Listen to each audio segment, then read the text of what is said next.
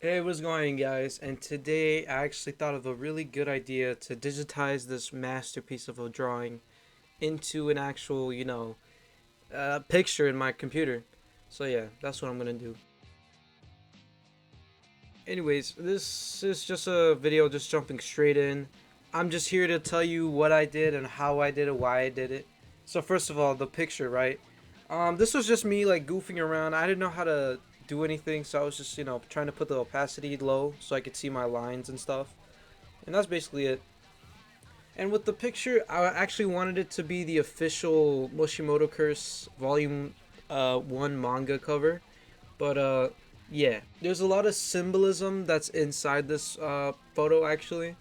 So like as you guys can notice, Akira's hair kind of invading his zone, like a Kaido zone. That's to represent how Akira, throughout most of the series of Moshimoto Curse, has been ridiculing Kaido ever since he was born.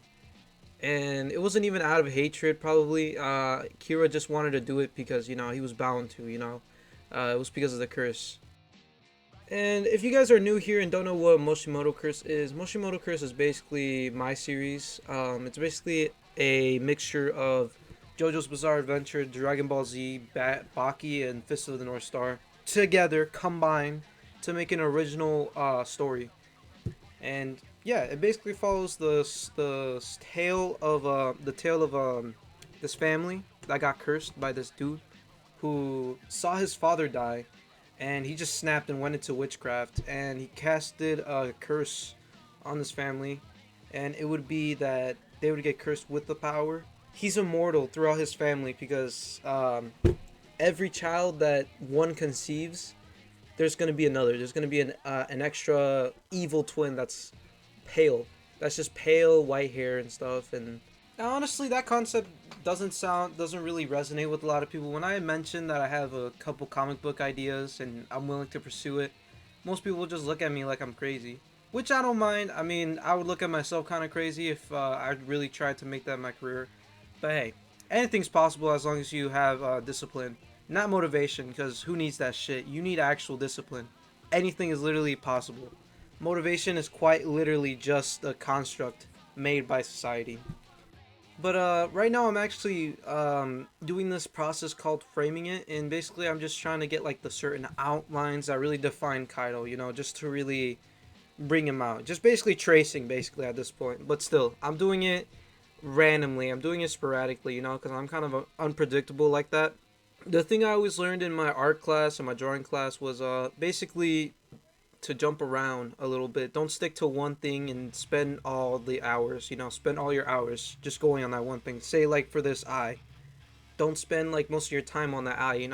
You need to jump around and like, work on different things like the body, the head, and that's basically it. You just need to be kind of unpredictable with it. Just think about it like hopscotch, basically. Also, guys, I've got to congratulate y'all.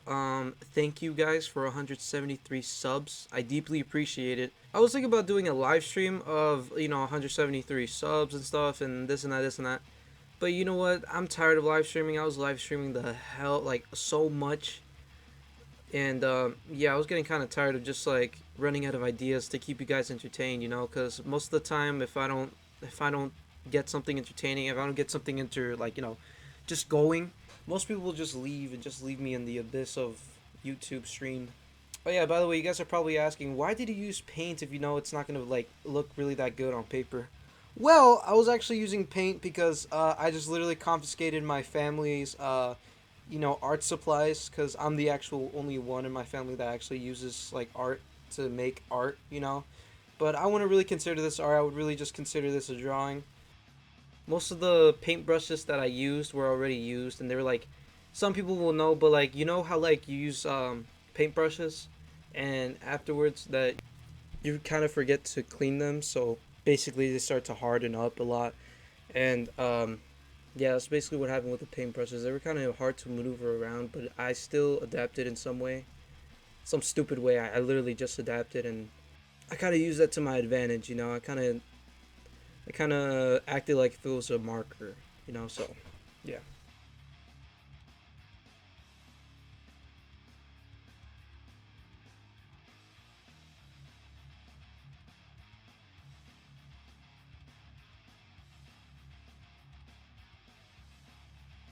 Now, the reason why I wanted to digitalize it is because some of the stuff, like Akira's eyes right here, some of the stuff does look a little bit funky, and I don't really agree with that.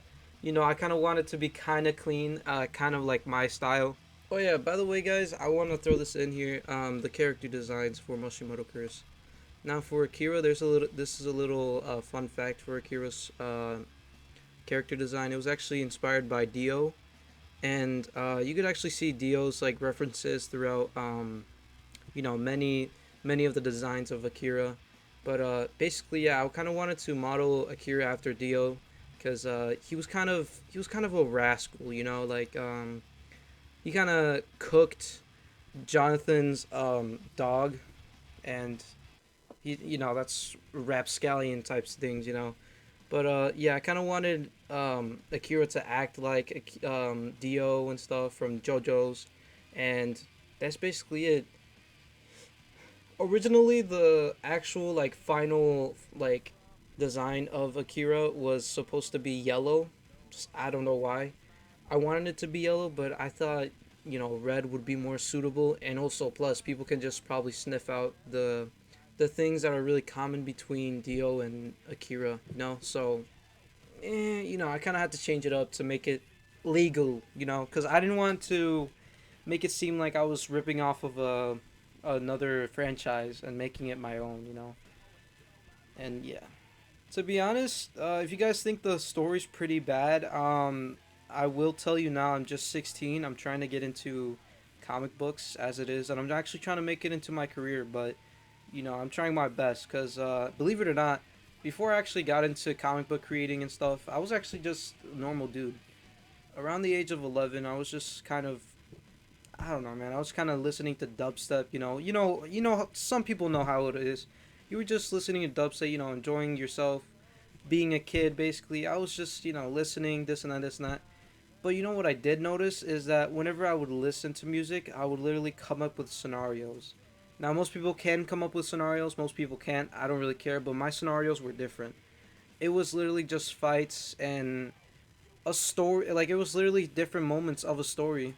Along the way of my brain maturing, I started to piece those little puzzles together, metaphorically, obviously. I started to piece those like little scenarios together and really build from that. You know, I really like after I had that idea down, I literally, you know, just listened to music. And sometimes, you know, some music doesn't spark a certain scenario in my head. Some music does, and yeah, basically, I wanted Moshimoto Curse to be associated with electronic music because that's what I associated Dragon Ball Z with. Most people will probably associate Dragon Ball Z with, say, rock, but for me it was different because I used to see this YouTuber called Les Beepic, and for people who know, he makes like basically little anime montage videos of like, you know, say Goku turning Super Saiyan 3, right? But now his channel's deleted due to Toei Animation striking his ass, and basically he used a lot of things like their footage, not their footage, their cartoons and stuff.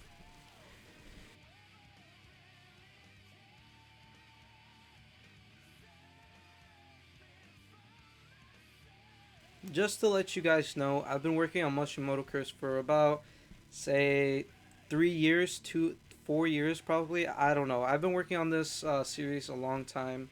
Not really working, but mainly working on the storyline in my head. Don't worry, I'll remember everything because I stay away from drugs, I stay away from alcohol, and I really can't forget sometimes, you know. Um, and yeah.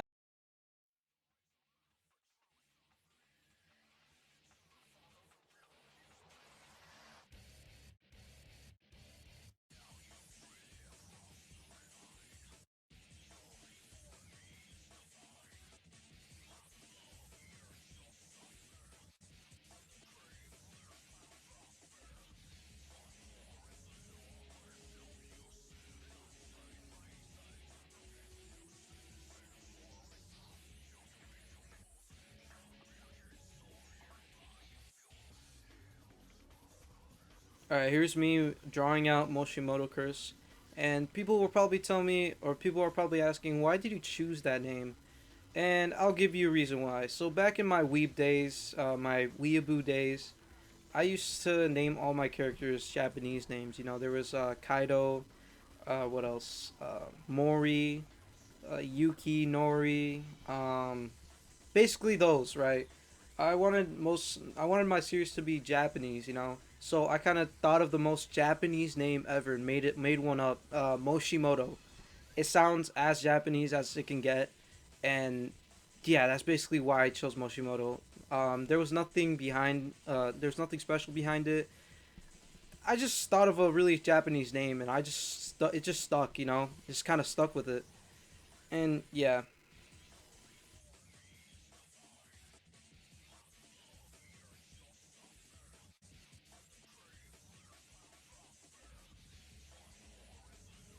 you know what? I honestly can't wait to see the day where there's people casting for the role of Kaido, and just basically see how people actually see Kaido's voice, and you know if it's a good pick. You know, I feel like I'll be the deciding benefactor in that. You know, hear their little voice lines and shit, and just really, you know, I just really can't wait to see the day where my series will actually start to take off, and I could actually make money from this. You know, I'm starting to really just grow up really quickly, and I'm kind of getting scared that I won't be able to actually make this a career. You know, and I actually got kind of scared to the point where I actually started rushing into drawing and stuff, and already, you know, trying to manufacture my own things, take things by my own hands instead of like being in my head a lot. And yeah, I'm actually kind of scared. Like people don't know. People don't know. Like why are you so scared? Like you know, it's. How can I say this? It's like a good idea. Like you can't fail.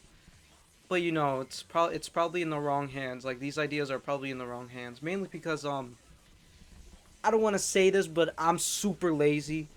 If only if I had as much determination as like say like a person that really wants it, that really wants to get it. Um, I would have already been famous basically, but you know my work ethic isn't that really good, and basically I'm just really lazy, and I'm not really proud of the fact that I'm lazy. It's not a good thing. Sometimes it is a good thing, but it's not that good. It's really not that good once you're trying to achieve your dreams of being a comic book creator, because it's a very demanding job. You need to make panels and stuff, and this and that. So it's really demanding if you think about it. See, I was gonna stick with white and black, but you know, I kind of wanted to change it up and actually start drawing in the things that I would have drawn in if I actually, you know, had really good paintbrushes and stuff and like could actually fill it in. But you know what? Some people who are prevalent viewers of this channel might notice how the tone of like the actual Moshimoto blue color is. It's usually cyan or turquoise or baby blue, but I decided to change it to a little bit darker because it's very bright and also it matches the same tone as it was in the actual copy of Moshimoto Curse Volume One cover. And yeah, that's why I put it a little bit kind of dark and stuff. And yeah,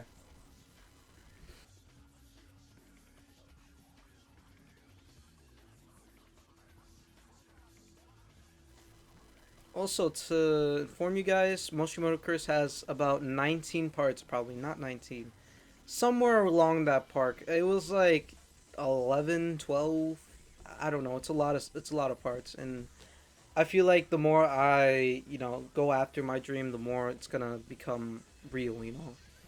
And this video's like that, you know. It's me trying to come after my dream, but not really.